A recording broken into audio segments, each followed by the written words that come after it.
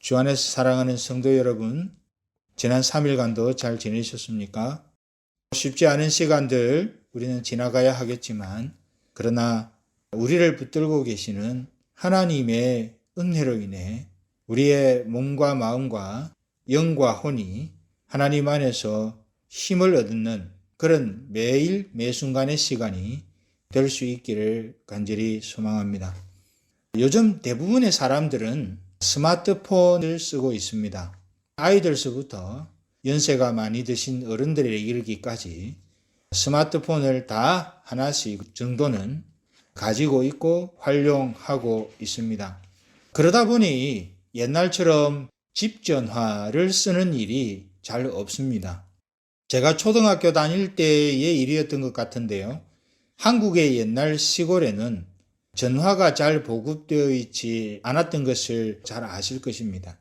집 전화가 있는 집이 드물었습니다. 그런데 한 동네에 한 집 정도 집 전화가 있었던 것으로 기억이 되는데, 제가 살고 있던 동네에도 이장님 댁 거기에 집 전화가 설치되어 있었습니다. 그러다 보니 급한 연락이 있거나 또 그럴 때에는 그 집 전화가 온 동네의 공용 전화 역할을 겸하기도 했습니다. 그래서 전화를 받는 선, 그리고 또 전화를 거는 것, 이걸 따로따로 해가지고 전화를 받는 것은 온 동네 사람들이 같이 쓸 수 있도록 그렇게 배려를 해주고 있는 것을 어렸을 때이지만은 보았던 적이 있습니다. 그런데 요즘은 누구나 스마트폰을 다 가지고 있습니다. 그렇게 생각하면 세월이 달라져도 참 많이 달라졌다 하는 그런 느낌을 받게 되는 것이지요. 그런데 이렇게 스마트폰을 가지고 있다 보면 유익한 점도 참 많이 있지만, 어떤 때에는 우리가 어디를 가든지 갖고 가니까 이 스마트폰에 때때로 아주 요란한 긴급 알람이 울릴 때가 있습니다. 아이가 실종됐다, 아니면은 또 여러 가지 이유로 긴급 알람이 아주 큰 소리로 울리는 일을 종종 경험합니다, 요새는. 주변에 어떤 긴급한 일이 생겼으니까 조심하라 하는 그런 내용의 알람인 것이죠. 그래서 어려운 일 또는 위험한 일을 만나지 않도록 경고하는 그런 성격의 알람인 것입니다. 근데 하나님의 백성들에게도 이런 종류의 긴급한 알람이 울릴 때가 있습니다. 구약 성경의 선지서를 보면 이런 긴급한 알람이 계속해서 이스라엘 백성들에게 울리고 있는 것을 우리는 볼 수 있습니다. 이렇게 긴급한 알람이 울릴 때에 우리가 꼭 기억해야 할 것이 있습니다. 그것은 하나님께서 선지서를 통해서 알람들을 울리시는 이유가 하나님의 백성들을 책망하고 두려움을 조성하기 위해서 그러는 것이 아니라고 하는 사실을 기억할 필요가 있습니다. 많은 분들이 선지서 읽어보기를 두려워하는 경향을 가지고 있습니다. 이유는 무엇인가 하면 거기에는 책망과 진노와 이런 것에 대해서 대부분 기록해 놓았기 때문에 우리가 그것을 마음으로 받아들이고 읽기에 참 부담스럽고 팍팍한 그런 느낌을 받을 때가 있다는 것이죠. 자, 그런데 원래 이 선지서들은 그런 목적으로 쓰인 것이 아닙니다. 그렇게 부담을 주고 책망하고 두려움을 느끼게 하고 그러기 위해서 하나님께서 선지서를 기록한 것이 아니라는 것을 기억할 필요가 있습니다. 선지서가 그러면 왜 기록이 됐느냐 하면 하나님의 백성들이 하나님의 백성다운 그 삶으로 돌아오도록, 그래서 하나님께 영광을 돌리고 사람들에게 하나님을 드러내는 그런 기본적인 위치를 회복하도록 하는 그런 목적을 가지고 하나님께서 때때로 이런 의조로 이 선지서에서 긴급 알람을 울리고 계시는 것입니다. 오늘 말라기서도 그런 점에서는 마찬가지입니다. 1장 1절을 우리가 다 같이 한번 보겠습니다. 제가 봉독해 드리겠습니다. 여호와께서 말라기로 이스라엘에게 말씀하신 경고라. 여기 경고라고 되어 있는 이 말은 하나님의 말씀이라, 영어 성경에 보면 하나님의 말씀이다 라고 그렇게 되어 있는데, 실상은 앞서 말씀드렸던 것처럼 긴급 알람이다 라고 할 수 있을 것입니다. 그러면 하나님께서 이렇게 말라기 선지자를 통해서 긴급한 알람으로 알리며 촉구하고 있는 내용이 그 다음에 나온다는 이야기지요. 여호와께서 말라기로 이스라엘에게 말씀하신 긴급 알람이라, 경고라. 그렇기 때문에 그 경고하는 내용이 그 다음부터 나온다는 이야기입니다. 그러면 하나님께서 무슨 말씀을 가지고, 어떤 내용을 가지고 말라기서를 받아보고 있는 이스라엘 백성들에게 이 말라기 선지자를 통해서 긴급 알람을 울리고 있는가 하는 것입니다. 먼저는 긴급 알람의 내용이 하나님께서 당신의 백성들을 사랑하신다 하는 내용입니다. 그게 무슨 긴급 알람이냐 하고 우리가 질문을 던질 수도 있겠지만, 하나님께서는 긴급 알람의 내용을 하나님께서 당신의 백성들을 사랑하신다는 내용을 긴급히 지금 알리고 계시는 것입니다. 이것을 좀 더 정확하게 표현하면 편애를 하듯이 하나님 당신의 백성들을 사랑하신다고 오늘 말씀에 기록해 놓고 있습니다. 그렇게 편애라고 느낄 정도로 독점적으로 하나님 당신의 백성들을, 이스라엘 백성들을 사랑하신다는 것이죠. 그러면서 오늘 본문에 이런 표현을 씁니다. 야곱은 사랑하고 에서는 미워하였다. 당시의 문화적인 환경에 의하면 에서가 형님이지 않습니까? 그 야곱은 동생이고, 당시의 상황에 의하면 부모님의, 특별히 아버지의 사랑을 이 장남인 에서가 더 많이 받아야 되고, 또 유산도 더 많이 받아야 되는, 축복도 더 많이 받아야 되는 것이 당시의 상황이었습니다. 그런데 하나님은 상황을 어떻게 만드셨는고 하니, 에서보다 차남인 야곱이 더 많이 축복을 받고 그 야곱이 더 많이 사랑을 받도록 상황을 그렇게 만드셨어요. 그래서 오늘 말라기 선지자도 야곱은 사랑하고 에서는 미워했다라고 그렇게 표현을 하고 있는 겁니다. 그런데 거기에다 더해가지고 야곱과 에서만 그런 것이 아니라 야곱의 후예인 이스라엘을 그렇게 사랑하셨고 에서의 후예인 에돔 족속을 그렇게 미워하신다라는 표현도 쓰고 있습니다. 에서의 후예인 에돔 족속이 아무리 수고해도 그 수고의 열매를 누리지 못하도록 만들어버리겠다 하는 것이죠. 대신에 야곱은 조건 없이 사랑하신다. 그렇게 표현을 합니다. 2절부터 5절까지를 제가 다시 한번 읽어드리겠습니다. 이런 내용이 거기에 나와 있습니다. 여호와께서 가라사대 내가 너희를 사랑하였노라. 지금 누구에게 하는 이야기입니까? 이스라엘 백성들에게 하는 이야기입니다. 내가 너희를 사랑하였노라. 그렇게 말하지만 너희는 이러기를 주께서 어떻게 우리를 사랑하셨나이까 하는도다. 나 여호와가 말하노라. 에서는 야곱의 형이 아니냐. 그러나 내가 에서를 사랑한 것이 아니라 야곱을 사랑하였고 에서는 미워하였으며 그의 산들을 황무케 하였고 그의 산업을 광야의 시랑에게 붙였느니라. 에돔은 말하기를 우리가 무너뜨림을 당하였으나 황폐된 곳을 다시 쌓으리라 하거니와 나 만군의 여호와는 이르노라. 그들은 쌓을지라도 나는 흘리라. 도무지 다시 일어서지 못하도록 그런 긍휼을 베풀지 않겠다는 뜻입니다. 사람들이 그들을 일컬어 악한 지경이라 할 것이요 여호와의 영영한 진노를 받은 백성이라 할 것이며, 이 에돔 족속이 받을 상황입니다. 너희는 목도하고 이르기를 여호와께서는 이스라엘 지경 밖에서 것이다 하리라. 사실 이게 당신의 백성들에게 베푸신 하나님의 사랑의 모습입니다. 에서나 에서의 후손이 에돔 족속의 입장에서 보면 세상에 그럴 수 있느냐, 그렇게 편애할 수 있느냐라고 항의를 할 수도 있을 것입니다. 이스라엘 자손들이 뭐 잘한 것이 있다고 하나님이 그 잘한 것 하나도 제대로 없는 늘 하나님 배반한 이 이스라엘 족속들은 그렇게 감싸고 도시면서 어떻게 이 에돔 족속을 그렇게 미워할 수 있느냐, 우리가 뭘 잘못했길래 그렇게 하느냐, 그렇게 항변할 만한 상황들이 역사를 보면 전개되고 있습니다.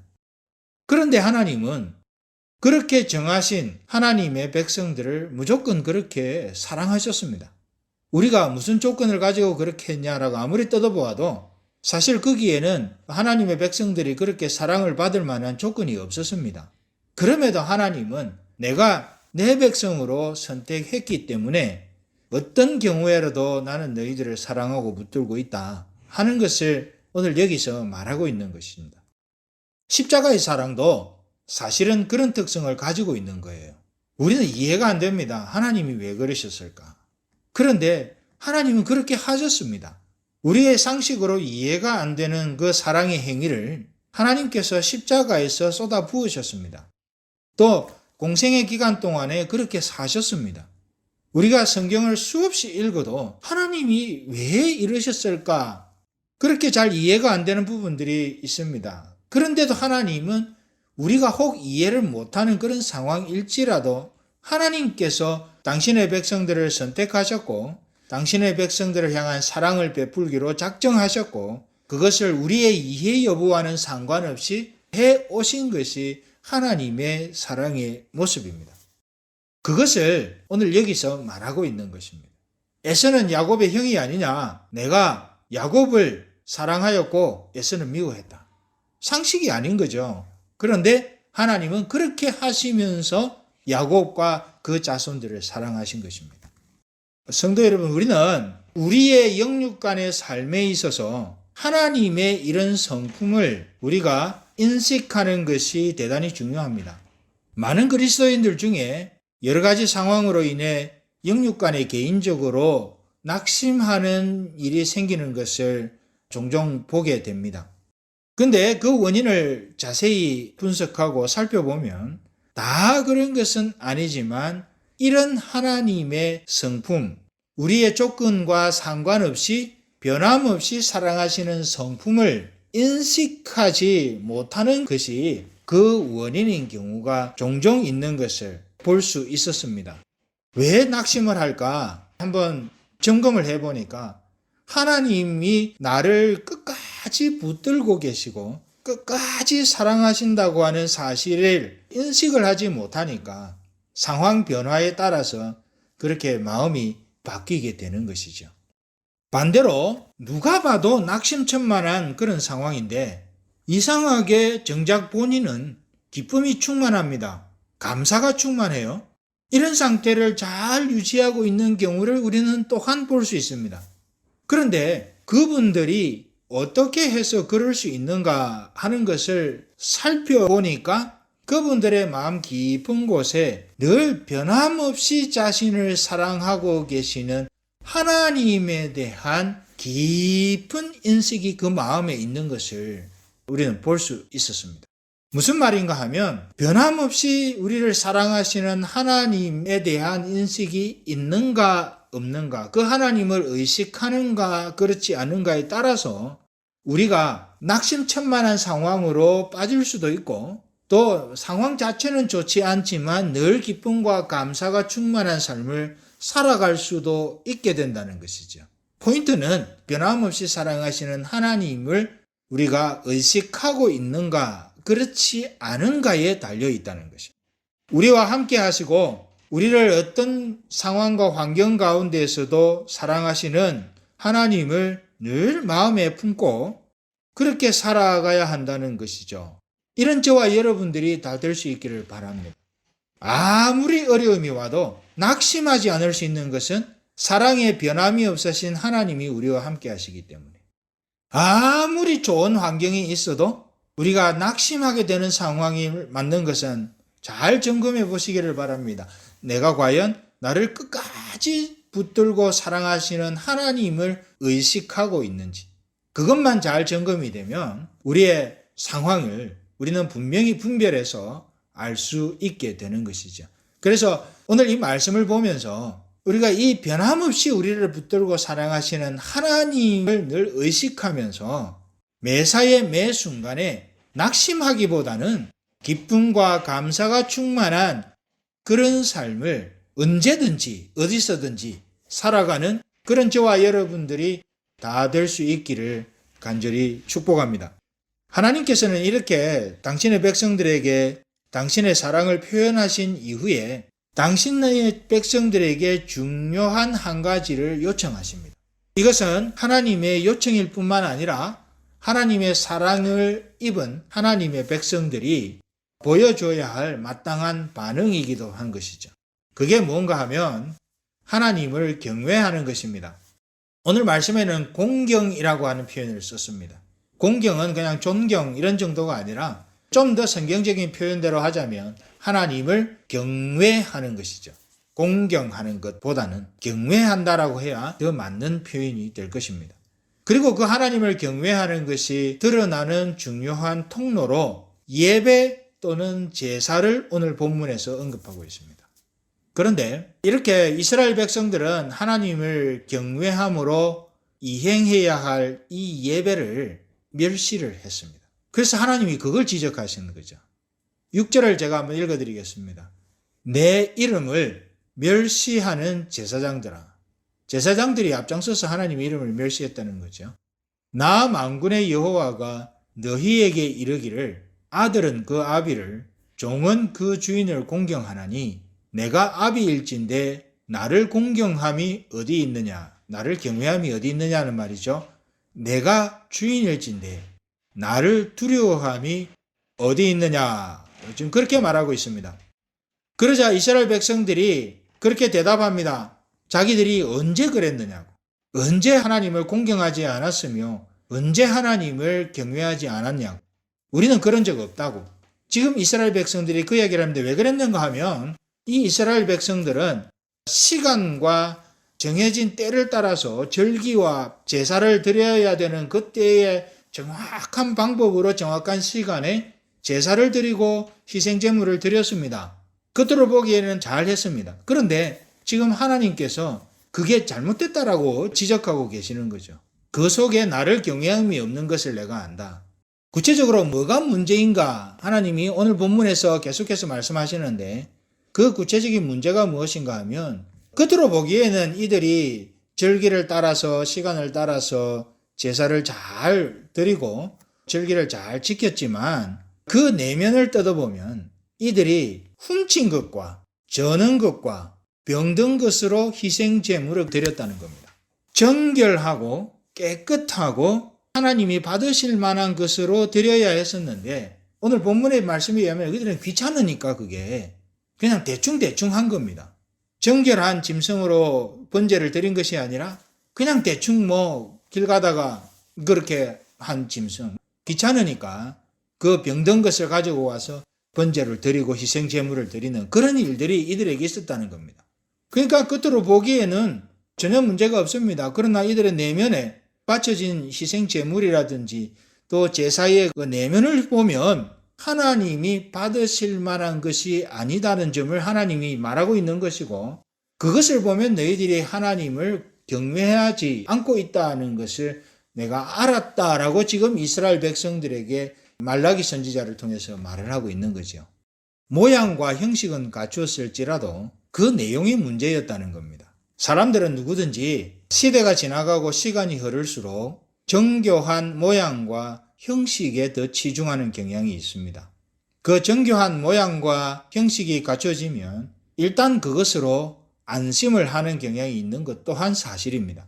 그런데 하나님께서는 그런 정교한 모양과 형식도 중요하지만 그것보다 더 중요한 것이 있는데 그 내면의 상태다. 어떤 마음과 어떤 생각을 가지고 그것을 하고 있는가 하는 것을 더 중요하게 보신다고 말씀하고 계시는 겁니다. 그 내면의 깊은 곳으로부터 하나님을 경외하는 태도가 나와야 한다는 것이지요. 그럴 때에 그게 의미가 있다는 점을 오늘 말씀에서 하나님이 강조하고 계시는 거예요. 만일 그렇지 않다면 그런 내면의 깊숙한 곳에서부터 하나님을 경외하는 마음이 없다면 정교한 형식과 모양, 우리 삶의 태도가 하나님을 영화롭게 하기보다는 자신을 드러낼 뿐인 거죠. 여러분, 우리의 삶이 하나님 앞에 의미가 있으려면 우리의 내면 깊은 곳에서부터 하나님을 경외함이 있어야 합니다. 우리의 예배가 하나님 앞에 의미가 있으려면 내면 깊은 곳에서부터 하나님을 공경함으로 그것이 행해져야 된다는 것입니다. 우리의 헌신이 의미가 있으려면 하나님을 경외함이 그 출발점이 되어야 한다는 것입니다.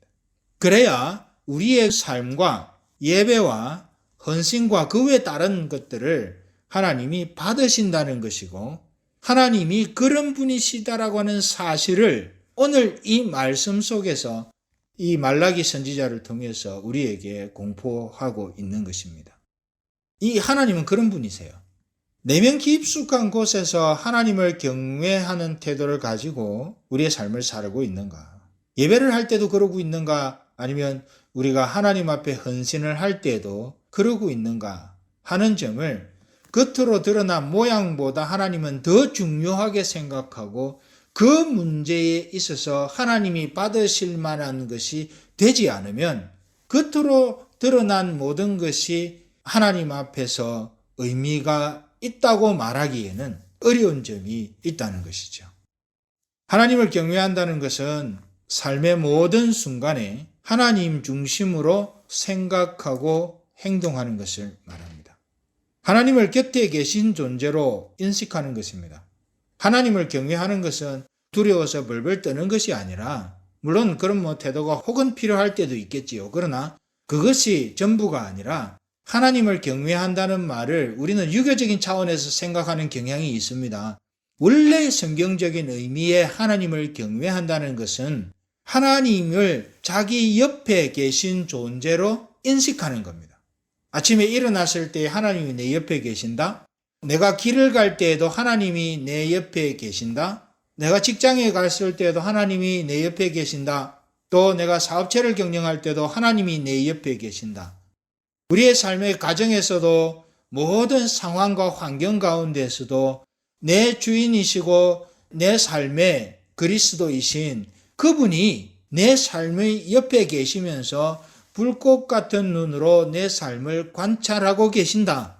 그 하나님이 내 삶을 보시면서 때를 따라 필요한 것도 채워주실 뿐만 아니라 때를 따라서 회초리도 드시기도 하고, 그래서 더욱더 하나님의 백성다운 삶을 살아갈 수 있도록 나를 챌린지 하시는 분, 늘 나와 함께 하시는 분, 그렇게 인식하는 것을 말해서 하나님을 경외한다라고 하는 것이죠. 이 이스라엘 백성들을 한번 보십시오. 하나님을 그런 존재로 인식했다면 그럴 수가 없는 거지요. 하나님을 그런 존재로 인식했다면 어떻게 병든 것, 도둑질한 것, 그리고 약점이 있는 것으로 하나님 앞에 드릴 수가 있었겠습니까? 그럴 수 없는 거지요.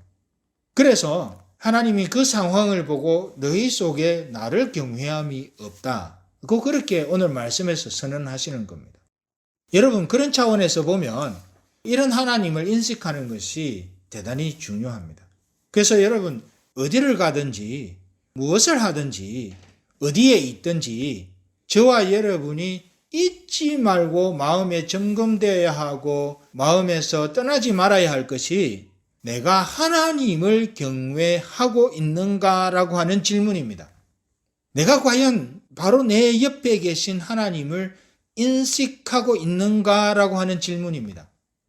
버지니아에 사시는 어떤 장로님 한 분을 제가 알고 있습니다. 오래되었죠. 한 10여 년 전에 이 장로님을 한번 방문할 기회가 있었습니다. 그래서 방문을 하고 그때가 마침 주일이어서 교회를 가게 되었는데요. 이분이 그러시더라고요. 차를 2대를 움직이기가 그러니까 당신이 가지고 있는 그 밴을 타고 같이 가자 해서 갔습니다. 그런데 이분이 우리 보라고 그런 것인지 제가 알 수는 없습니다. 그러나 참 많은 생각을 하게 만들었던 그런 장면을 이분이 보여주시더라고요. 의식을 하고 했는지 아니면 자기도 모르게 그랬는지는 잘 모르겠습니다. 그러나 그분이 어떻게 하셨냐 하면 그분이 타고 있던 밴의 조수석 거기에 예의상 운전하시는 분하고 같이 가야 되니까 그 옆에 앉으려고 그랬습니다. 그랬더니 저보고 선교사님은 뒤에 좀 앉아주시면 좋겠습니다. 그래, 장로님 왜 그러세요? 하여간 뒤에 좀 앉아주세요. 그래서 제가 또 뒤에 앉았습니다. 그런데 이분이 조금 있다가 혼잣말처럼 하는 말이 있었습니다. 잠시 기도하시더니 성령 하나님, 오늘 제가 성령 하나님과 함께 교회를 갑니다. 그리고 옆 좌석에 시트벨트를 끌어다가 거기에 딱 이렇게 채우면서 성령 하나님, 지금 제 옆에 계신 것을 제가 믿습니다. 시트벨트 하겠습니다. 그리고 시트벨트를 채우시더니 조금 있다가 출발을 하시는 거예요. 저는 그 장면 속에서 그 장로님의 그 마음 속에 있는 하나님과 동행하는, 하나님을 경외하는, 또 그리고 하나님을 언제나 자기를 살피시면서 자기 곁에 계신 존재로 인식하고 있는 그 구조가 그 마음에 있다는 것이 느껴졌습니다.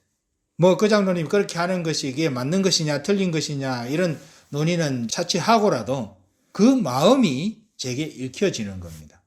그래서 제가 그렇게 느끼고 나서 나중에 집에 돌아와서 장로님 왜 그러셨어요? 하고 여쭤봤더니 그분이 아니나 다를까 그런 말씀을 하시는 겁니다. 사실은 우리가 하나님을 경외한다는 것은 그렇게 하나님을 인식하는 것이죠.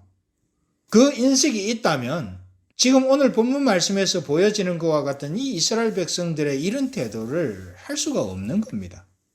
정말 어쩌면은 하나님 앞에서 코람데오의 정신을 가지고 하나님 앞에서 두렵고 떨림으로, 그렇지만 그것이 공포가 아니라 하나님의 백성대로 살아가려고 하는 마음의 소원 때문에 항상 조심스럽게 두렵고 떨림으로 그 발걸음을 뗄 수밖에 없는 것이고, 예배를 한번 드리더라도 그 마음이 그 안에 있는 것이고, 헌신을 한번 하더라도 그 마음이 그 안에 있는 것이고, 그 삶의 매일 매순간을 살아갈 때도 그러한 태도와 그 마음이 그 안에 있기 때문에 늘 하나님 보시기에 하나님께서 기뻐하시는 삶의 열매를 맺는 그런 삶을 살아갈 수 있게 되는 것입니다. 지금 하나님께서는 그것을 이 이스라엘 백성들에게 요청하고 계시는 것이죠. 난 너희들을 사랑한다. 난 너희들을 정말 조건 없이 사랑한다. 내가 너희들에게 단 한 가지 말하고 싶은데 나를 경외하며 나와 함께 해줄 수 있겠니? 지금 그렇게 요청하시는 겁니다. 여러분, 이런 하나님을 우리가 인식하는 것, 아는 것이 너무너무 중요한 것이죠. 구체적으로는 우리를 변함없이 사랑하시는 하나님 그분을 아는 것이 중요하고요. 더불어 하나님은 우리의 내면 깊숙한 그런 곳으로부터 하나님을 경외하는 심성을 가지고 그 삶과 예배와 헌신을 드리는 그런 당신의 백성을 기뻐하신다는 것을 아는 것이 중요합니다. 하나님은 그런 분이세요. 그러므로 저와 여러분 각자가 이 하나님을 마음속에 인식하고 이 하나님을 경외함으로 동행해서 하나님이 기뻐하시는 그런 삶의 열매를 맺는 그런 저와 여러분들이 되시기를 간절히 축복합니다. 그럴 때 하나님은 우리의 삶을 빛나게 하실 것이고, 이 2021년도 한 해에 우리의 삶을 통해 하나님께 영광이 돌려지는 결과가, 그 열매가 올해 한 해를 결산할 때 맺혀질 것입니다. 잊지 마시고 우리를 사랑하시는 하나님, 우리가 하나님 경외함을 기뻐하시는 하나님, 그 하나님을 알고 기억하며 매일 매순간을 살아드리는 그런 저와 여러분들이 다 될 수 있기를 축복합니다.